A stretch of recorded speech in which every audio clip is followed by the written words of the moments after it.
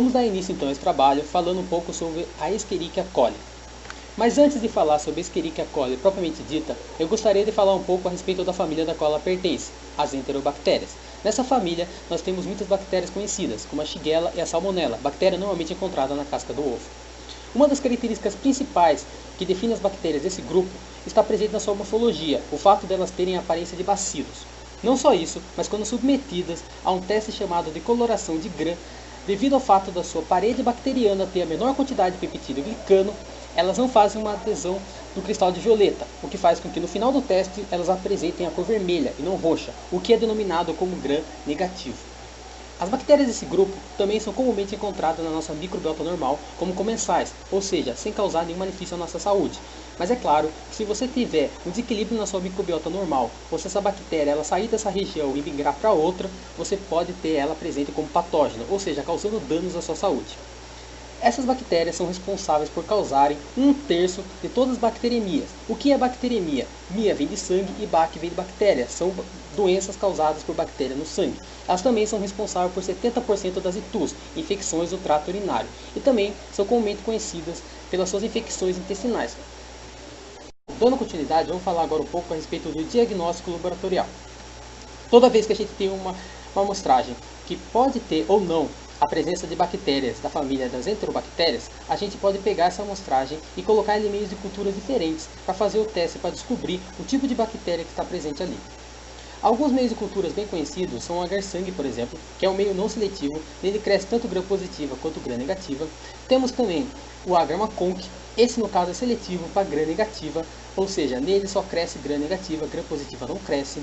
E temos também outros meios diferenciais, como o eosina azul de metileno, que no caso ele é diferencial, não seletivo, para Gram negativa, o que significa que nele pode sim crescer Gram positiva, mas cresce muito mais Gram negativa. E ele também tem nele a presença da lactose, o que permite que algumas bactérias que são fermentadoras de lactose se destaquem das que não são. Aqui eu coloquei algumas bactérias que não são fermentadoras de lactose, como a Salmonella e a Shigella. Elas, quando a gente observar na placa de Petri, elas vão formar uma colônia incolor. E agora a gente também tem as fermentadoras. As fermentadoras, no caso, elas vão formar colônias rosadas e esverdeadas. Um exemplo delas é exatamente a Escherichia coli, que é exatamente a que a gente está estudando. Aqui eu coloquei a imagem para dar uma ilustração melhor. Aqui a gente tem a Escherichia coli, você vê que forma aqui na placa de Petri algumas manchas esverdeadas. E aqui a gente tem as Gram negativas. O interessante dessa imagem é que aqui a gente vê, quer dizer, a lactose negativa. O interessante dessa imagem aqui é que a gente tem aqui dois exemplos de Gram negativas e aqui no final a gente tem um Staphylococcus aureus, que é Gram positivo. Mas a gente vê que ele também cresce, só que ele cresce tão pouco que mal dá para enxergar. Então você vê que tem realmente, ele cresce num nível bem menor do que as Gram negativas. Bem, você já deve ter percebido a dificuldade que é para você encontrar a bactéria específica da qual você está tratando. É por conta disso que a gente tem meios de cultura que compilam várias análises diferentes. Um exemplo deles é o agar-tripper açúcar-ferro. Esse meio semissólido, ele possui na composição dele glicose, lactose e sacarose, as quais, se forem fermentadas, você vai ter uma mudança do espectro vermelho para o amarelo. Não só isso, mas ele também tem o sulfato ferroso de amônia, que vai servir para fazer a detecção do sulfato de nitrogênio. Bem, aqui a gente normalmente no laboratório a gente vai ter uma tabela para a gente se indicar nesse tipo de meio, para você saber exatamente a aparência que deve ficar o tubo de ensaio devido à presença daquela bactéria. Aqui eu coloquei a imagem para ilustrar e exatamente a Escherichia coli que a gente está estudando, ela está aqui, a gente vê aqui as características dela e a gente vê que, olha, ela fica com o tubo todo amarelo e espaçado. No caso, eu esqueci de falar, mas se o sulfato ferroso de amônia gerar a produção do sulfeto de hidrogênio, a coloração mudará para preta. Outro meio que compila diversas análises bioquímicas é o meio de Rugai com lisina. Esse meio é um dos meios mais usados no laboratório e também um dos meios mais completos que tem, sendo capaz de fazer 9 análises bioquímicas ao mesmo tempo e sendo uma delas a de motilidade.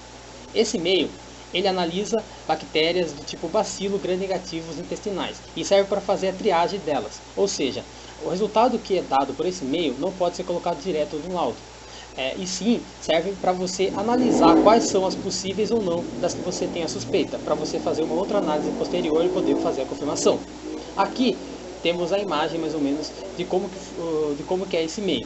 Normalmente ele é comprado, ele vem num frasco assim, parecido com uma placa, parecido com um tubo de ensaio. Aqui em cima é onde é pingado indol e é feito o exame de indol. Aqui embaixo tem a fase superior, que é dividida em ápice e base. Temos uma pequena região aqui chamada de Vascar, e aqui na fase inferior, essa região final, é onde a gente tem o exame a respeito da motilidade. Bem, aqui que a gente faz o exame de motilidade devido à lisina. Por fim, a gente tem aqui uma tabela na qual a gente poderia fazer a comparação. Mais ou menos a gente olharia para o frasco e a gente poderia ter uma ideia de como ele deveria estar e o que poderia estar presente nele. Aqui nós temos as características normais a todas as enterobactérias, sendo elas ter como sítio principal de infecção o trato intestinal e o trato urinário, serem encontradas principalmente no cólon, conter endotoxinas, que é exatamente o que é responsável por muitas delas causar diarreia, serem bacilos gram-negativos, o que já foi falado anteriormente, serem capazes de fermentar glicose, serem catalase positivo. Ser catalase positivo significa que ela é capaz de transformar o peróxido de hidrogênio em água e oxigênio. Fazer essa transformação é o que indica que ela é catalase positivo. Ser oxidase negativo, crescer bem em meios comuns, como a Agarmaconch, o que também a gente já viu anteriormente, não formar esporos e ser anaeróbicos facultativos.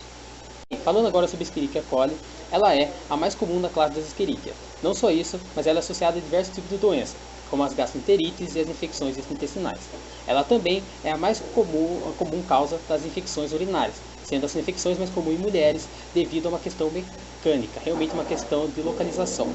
Mulheres com infecção urinária, na hora do parto, elas podem acabar passando essa bactéria para o feto, para o neonato. E essa bactéria ela pode acabar infectando as meninges, gerando uma doença chamada de meningite. Falando um pouco a respeito da estrutura da Escherichia coli, a gente tem aqui alguns exemplos das estruturas que as bactérias podem ter. Por exemplo, elas podem ter a estrutura de cocos, elas podem ter a estrutura de diplococos, que são dois cocos juntos, streptococcus, que são vários cocos em fileira. Elas podem ter essa estrutura que é um emaranhado de cocos, que é em formato de caixa de uva, que é chamado de staphylococcus. Elas podem ter esse formato de bacilo, que é o caso das Enterobacter. No caso, a Escherichia coli é o Enterobacter, então ela vai ter esse formato de bacilo. Ela pode ter esse formato de víbrio, ela pode ter esse formato de espilhoqueta e esse formato de espilhoqueta. Aqui nós temos uma imagem que vai servir para ilustrar, para a gente ter uma ideia mais ou menos do formato que a bactéria vai ter. Como ela é uma bactéria, como ela é uma célula procarionte, ela não tem uma carioteca, ou seja, o material genético dela vai estar largado, meio que solto pelo citoplasma. Ela vai ter esse plasmídio que serve para as bactérias para que elas evoluem. Praticamente a reprodução sexuada das bactérias é baseada na troca desses plasmídios. Ela vai ter também aqui na parede celular, como ela se trata na bactéria que a gente está trabalhando, de uma bactéria gram-negativa, ela não vai ter peptídeo glicano. Ela vai ter também aqui flagelos, ela vai ter flagelos e também outras estruturas de adesão. Uma coisa interessante também é que essas bactérias elas vão ser capazes de liberar uma certa substância proteica para se fixar. Essa substância é chamada de biofilme. Normalmente, quando você chega a comer e esquecer de escovar dente, seja porque você está na escola, na faculdade, no trabalho, você vai notar, quando passar a língua no seu dente, que ele está um pouco áspero, tem uma coisa diferente nele. Isso é devido a essa substância que as bactérias vão liberar para que elas possam ficar uma mais próxima da outra e que elas possam fazer uma adesão melhor naquela região. Bem, agora eu vou falar um pouco a respeito do ciclo da Escherichia coli. Para entendermos o ciclo da Escherichia coli, eu vou pegar aqui inicialmente um animal que esteja contaminado. As fezes deixadas por esse animal vai contaminar tanto a água presente nesse solo, presente nesse local, quanto o solo e as plantas que estiverem aqui. Se o ser humano ele consumir a água ou os alimentos derivados desse local contaminado, ele vai pegar a Escherichia coli. O ser humano também pode passar a Escherichia de um para o outro, ou seja, um ser humano pode infectar o outro. E também pode pegar essa infecção direto do animal. Por se tratar de uma doença que a gente chama que tem um tipo de contaminação que a gente chama de oral fecal, as medidas de profilaxia são as mais clássicas de todas. Se baseiam praticamente na lavagem correta das mãos, na lavagem dos alimentos, na lavagem do ambiente de trabalho, na fervura do leite, por exemplo, no cozimento correto das carnes, e também, é claro, no cuidado na hora de se comprar, de se escolher um alimento, o local de onde está sendo comprado esse alimento, para ter certeza da segurança e tomar sempre esses cuidados de higiene. Uma das coisas mais básicas assim que temos para falar disso é aquele negócio do saneamento básico. Uma região que não tem saneamento básico decente é uma região que tem maior chance de ter uma contaminação por qualquer tipo de doença que tem essa via de contaminação. A Escherichia coli tem 5 tipos de cepa principais, sendo uma delas a Escherichia coli enterotoxigênica, também conhecida pela sigla ETEC. Esse EC é de Escherichia coli e esse ET é de enterotoxigênica. Elas são responsáveis por causar a maior parte das diarreias em países em desenvolvimento. Elas também são conhecidas como diarreia do viajante. Isso porque é muito comum uma pessoa, quando ela sai para um lugar, quando ela vai viajar, ela acabar não tomando os cuidados necessários e acabar desenvolvendo esse tipo de bactéria. Elas são muitas vezes geradas através do consumo de alimentos ou água contaminada por fezes e causam diarreias aquosas sem a presença de sangue e colites abdominais. Também podem causar náuseas e vômitos. Elas são mais graves em crianças e idosos, sendo a principal causa de diarreia pelo mundo de crianças de até 5 anos de idade. Falando brevemente sobre o mecanismo de ação delas, elas aderem ao epitélio através de proteínas de fixação. E através de toxinas elas vão gerar a ativação da adenilciclase, que vai por sua vez ativar o AMP cíclico e que vai resultar na hipersecreção intensa e prolongada de água e cloreto com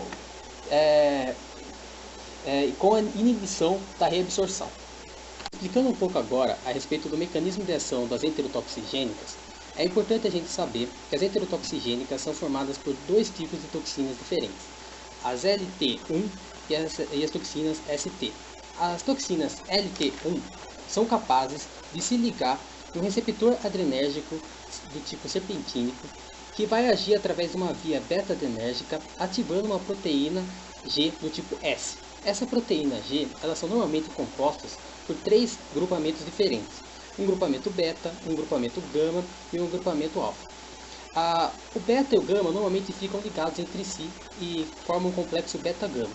Já o complexo alfa, quando você há essa ativação da proteína G, o GDP ligado nele vai se transformar em GTP e ela vai ganhar energia para se desativar, se desacoplar daquela região e se mover pela célula, indo até uma região onde está presente a adenilatociclase, ativando a adenilatociclase, que vai pegar o ATP e transformar o ATP em AMP cíclico. O AMP cíclico, por sua vez, vai gerar a ativação da fosforoquinase A, também chamada de pKa, que vai passar a fosforilar várias regiões dentro da célula, ou seja, vai passar a ativar e desativar vários mecanismos dentro da célula através da adição de fosfato. E através disso a gente vai ter a liberação de cloro. O cloro, devido à carga eletroquímica presente dentro da célula, ele vai acabar sendo expulso para fora, ou seja, ele não vai ser expulso para fora da célula devido ao gradiente de concentração, e sim devido ao fato de ter muitas cargas negativas e como cargas iguais se repelem, ela vai acabar sendo expulsa para fora.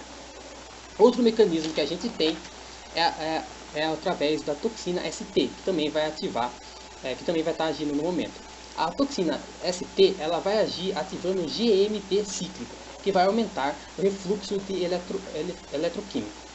Bem, com essa análise geral, a gente pode perceber também que através do mecanismo de transporte passivo, conhecido como osmose, a gente vai ter um aumento de água fora da célula, no lúmen do intestino. Isso porque a água ela tende a sair do lugar menos concentrado para o mais, ou seja, você vai ter mais solvente dentro ali e muito soluto fora. Então esse solvente vai sair, essa água vai sair dentro da célula e vai para fora por conta de ter mais soluto lá nessa região. Bem, esse daqui é um resumo básico, o processo é bem mais complexo. Aqui a gente tem a imagem da célula aqui, um texto aqui talvez para ter uma noção. Essa parte aqui é o ápice apical da célula, é onde está as microvelocidades. Aqui tem todo o mecanismo de relação, mas o geral, assim, o básico pelo menos, é isso que eu expliquei agora. Agora um pouco sobre a Escherichia coli do tipo enteropatogênica, conhecida também pela sigla EPEC. Esse tipo de Escherichia coli é mais comum em países em desenvolvimento, sendo mais comum em bebês e tendo uma alta taxa de mortalidade.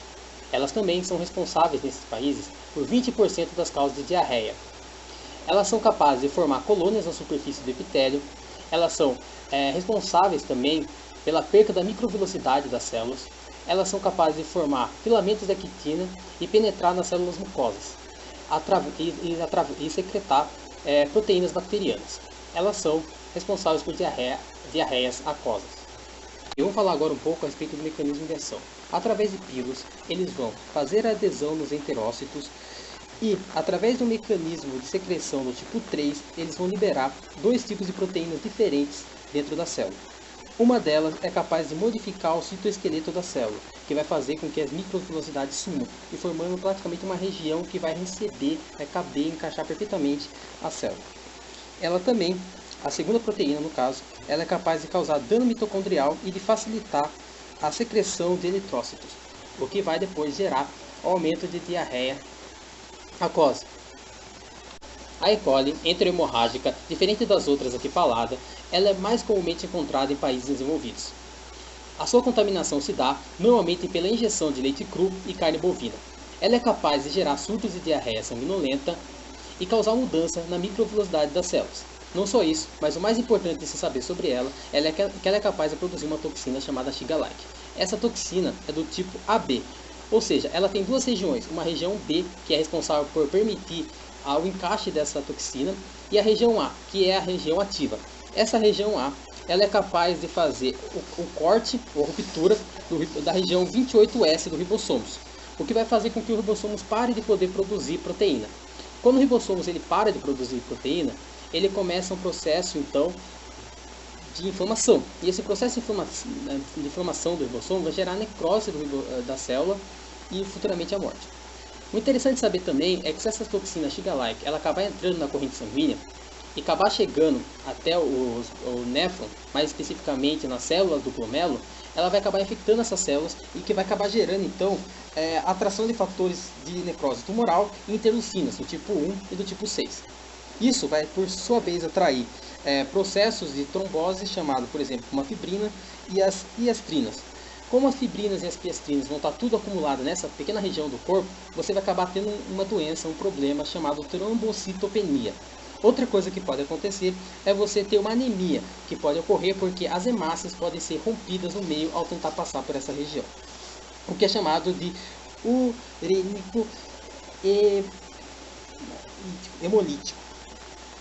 E. coli enteroagregativa, também conhecida como EAC, ela é associada a diarreias crônicas e ao atraso do crescimento. Ela é muito comum em crianças e ela é capaz de se aderir ao epitélio, liberando citocinas que vão atrair células de defesa. As primeiras células de defesa do nosso organismo são os neutrófilos e ela vai atrair essas células e essas células vão se unir formando um agregado.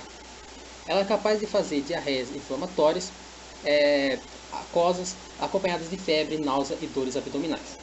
Praticamente ela vai fazer um agregado de células ali, que vai coberta por um muco que ele vai produzir, que vai fazer com que o nosso sistema imune não consiga perceber esse agregado.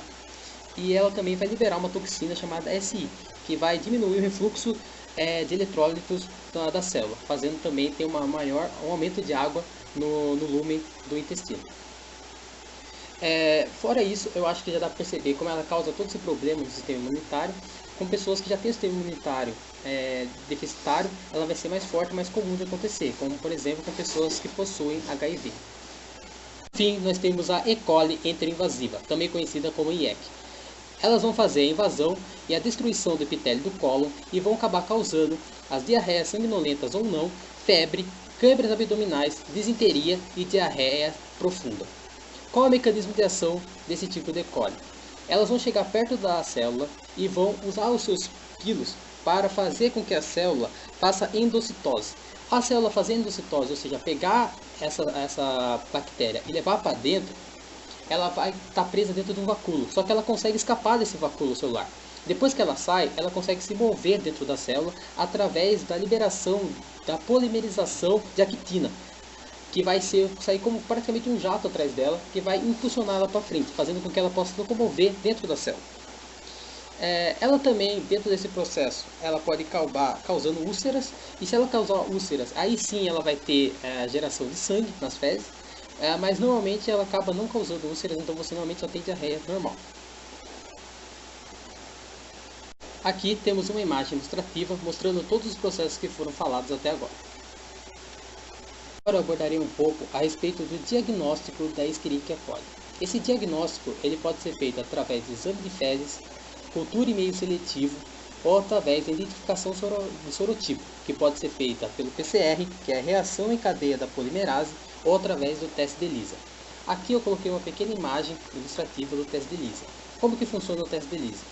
Praticamente você coloca os antígenos dentro do frasco, depois você adiciona uma proteína que vai servir para cobrir os espaços que estão esses antígenos, para não ficar sítios, possíveis sítios irregulares dentro do frasco. Pode ser, por exemplo, albumina. E depois você adiciona o soro do paciente. Se o soro do paciente tiver anticorpos contra esse antígeno, ou seja, ou IgM, se no caso ele tiver com a doença, ou IgG, no caso ele já tivesse tido, ou seja, anticorpos de memória, esses anticorpos vão ligar a esses antígenos. Depois disso, você obviamente, durante todo o processo, vai fazendo lavagens, né? Porque alguns que não vão ligar mesmo, eles vão embora na lavagem. Você vai adicionar outro anticorpo, que é o anticorpo anti-anticorpo. Como assim? Os anticorpos nada mais são do que proteínas. Quando você pega o anticorpo de uma pessoa e você coloca, por exemplo, num animal, um coelho, por exemplo, você vai ter o organismo daquele coelho achando aquilo como um antígeno, como uma substância estranha, e criando um anticorpo contra aquele anticorpo. Então você pega esse anticorpo anti-anticorpo e liga. Por quê? Porque assim ele vai se conectar ao anticorpo se ele estiver presente. E nesse anticorpo anti-anticorpo, você gruda nele uma enzima. Isso vai servir para quê? Porque no final, quando você adicionar um substrato nesse frasco, esse substrato ele vai reagir com a enzima. A enzima normalmente ela quebra o substrato e vai gerar uma cor. Depois que fizer a análise, ela vai gerar uma cor específica. Depois você também pode, assim você vai poder saber se é positivo ou não, porque dependendo, se tiver a presença de cor é porque ele tinha um anticorpo, então ou seja, a pessoa já teve a doença ou ela está tendo. E também, se você colocar esse frasco depois por um tempo esperando, você vai ver uma certa degradação na coloração, ou seja, você também pode ter uma noção assim, da quantidade, do grau da infecção da pessoa. O tratamento de Escherichia coli vai depender muito do grau apresentado pela pessoa da doença, ou seja, se a pessoa apresentar um caso mais grave, talvez precise de entrar com antibiótico, mas se ela apresenta casos mais leves, muitas vezes não é necessário. Muitas vezes o médico ele vai indicar um repouso, uma hidratação. Bem, com isso eu termino a minha parte do trabalho do técnico de química.